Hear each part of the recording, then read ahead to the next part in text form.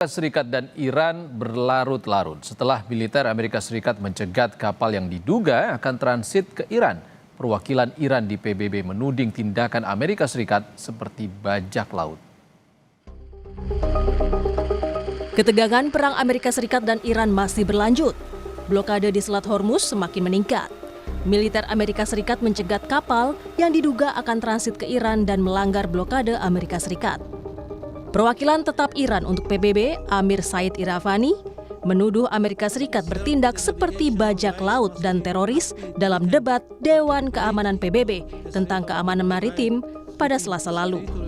Perwakilan Iran itu kemudian menuduh beberapa delegasi menerapkan standar ganda terkait penutupan Selat Hormuz oleh Iran dan blokade pelabuhan Iran oleh Amerika Serikat yang digambarkan sebagai tindakan melanggar hukum dan tindakan yang meningkatkan ketegangan. They assert the navigational rights must not be threatened, but deliberately ignore the United States' unlawful action, including the imposition of maritime blockade and its recent terrorist attack on Iran's commercial vessels, the conduct that bears the hallmarks of piracy and hostage-taking, and act like a pirate and terrorist group.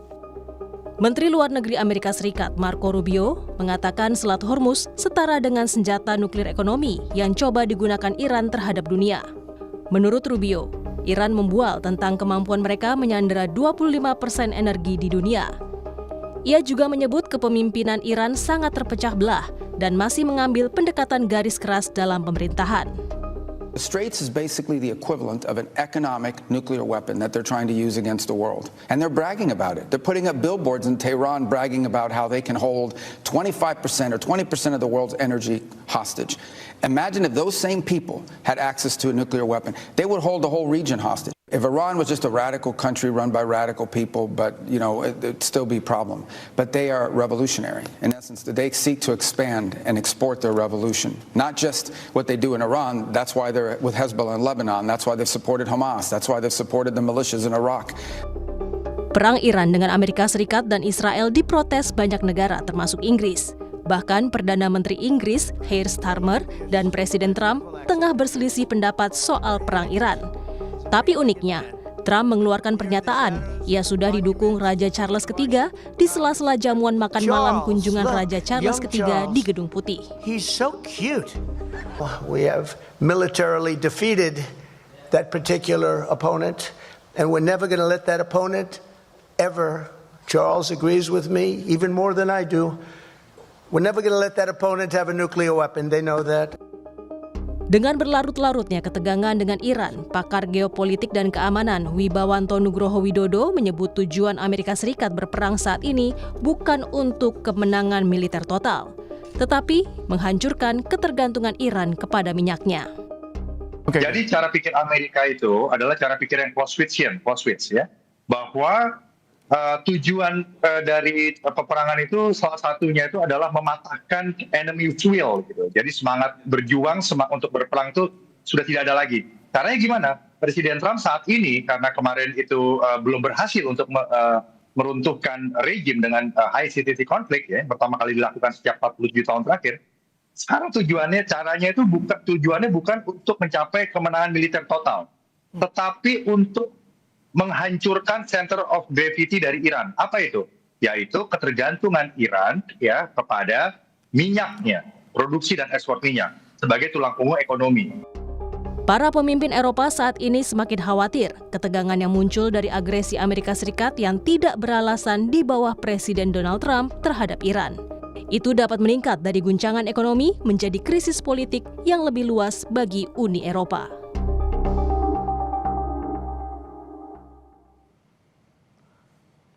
Saudara, kabar terkini dari konflik di Timur Tengah akan kembali usai jeda. Tetaplah di Breaking News Kompas TV.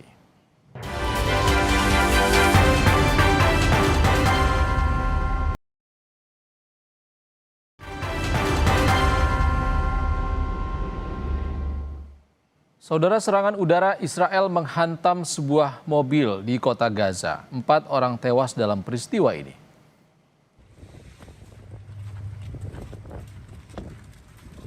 Serangan terjadi sekitar 6 km dari garis kuning yang memisahkan wilayah yang dikuasai Israel dari wilayah Gaza lainnya pada Selasa waktu setempat. Serangan ini terjadi di tengah gencatan senjata yang rapuh yang bertujuan menghentikan perang selama 2 tahun antara Israel dan Hamas. Meskipun pertempuran skala besar mereda, Israel terus melakukan serangan hampir setiap hari. Pejabat kesehatan Gaza menyebut 818 warga Palestina tewas akibat perang antara Israel dan Hamas.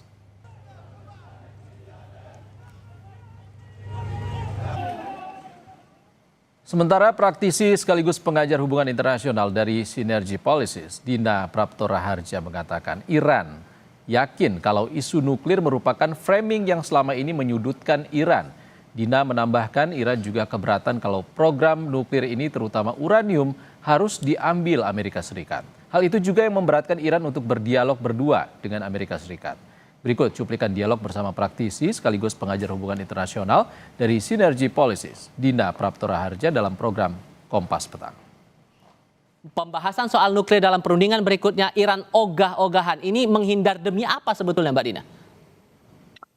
Nuklir itu satu hal yang Iran yakin betul merupakan satu informasi framing yang selama ini selalu menyudutkan Iran. Kita sebenarnya ingat ya, satu orang di Amerika Serikat, pejabat tinggi Amerika Serikat, Tulsi Gabbard, pernah bilang bahwa Iran sebenarnya masih jauh itu dari punya senjata nuklir. Dan dari pihak Iran sendiri selama perang ini mengatakan, kalaupun kami punya kemampuan membuat senjata nuklir, harusnya dari kemarin udah kami pakai gitu loh. Kenapa nggak kita pakai atau paling nggak ketemu lah ditemukan oleh Amerika Serikat. Jadi satu yang mereka ingin pertahankan adalah kedaulatan negara mereka untuk menggunakan nuklir maupun uranium yang diperkaya untuk urusan damai itu boleh dinegosiasikan. Dan satu hal yang saya kira menjadi poin keberatan dari Iran adalah kalau program nuklir ini, terutama uranium yang diperkaya ini, harus diambil oleh Amerika Serikat. Jadi keluarnya Amerika Serikat dari JCPOA itulah yang menjadi satu hal yang memberatkan untuk Iran setuju bicara hanya berdua dengan Amerika Serikat. Karena tentu saja untuk satu hal yang sangat strategik ya di tingkat global, sebenarnya memang sebagai orang independen juga saya melihatnya nggak mungkin juga lah diserahkan hanya pada Amerika Serikat. Karena itu satu hal yang sangat berbahaya tentunya jika satu negara keluar dari perjanjian multilateral kemudian mau mengambil alih senjata nuklir atau potensi membangun senjata nuklir dari negara lain dengan alasan itu mengambil uranium dari Iran. Gitu. Jadi memang itu satu hal yang nggak bisa dibilateralkan gitu antara Amerika Serikat dengan Iran. Makanya kemudian Iran beralih ke isu Hormuz dulu karena Hormuz itulah yang selama ini berhasil membuat Amerika Serikat belum masuk atau gagal untuk mempenetrasi Iran sampai ke dalam. Menlu AS sampai bilang Selat Hormuz yang lagi dimainin dalam tanda kutip sama Iran ini seperti senjata nuklir ekonominya buat Iran. Emang selama masa blokade saling tutup menutup jalur Hormuz ini efek ekonominya sedalam apa buat Iran, Mbak? Sebenarnya gini, istilah bom lah ya yang di Selat Hormuz ini kan menarik ya. Ini satu frame yang terus dipakai dan karena memang laku gitu ya, sangat sticky gitu, sangat lengket pada Iran.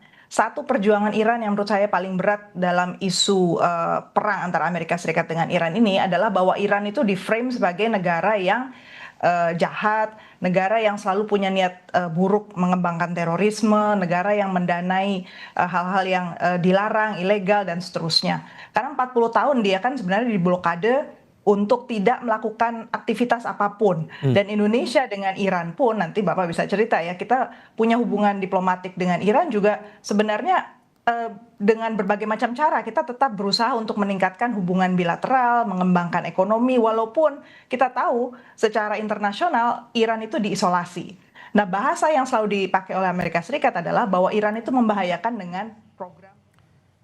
Saudara, kami akhiri breaking news hari ini. Perbarui terus informasi Anda di Kompas TV Independen, terpercaya dengan 3 botol air mineral 700 ml yang setara dengan 2 liter air untuk 1 hari penuh kesejukan. Saya Ihsan Sitorus undur diri. Terima kasih. Sampai jumpa.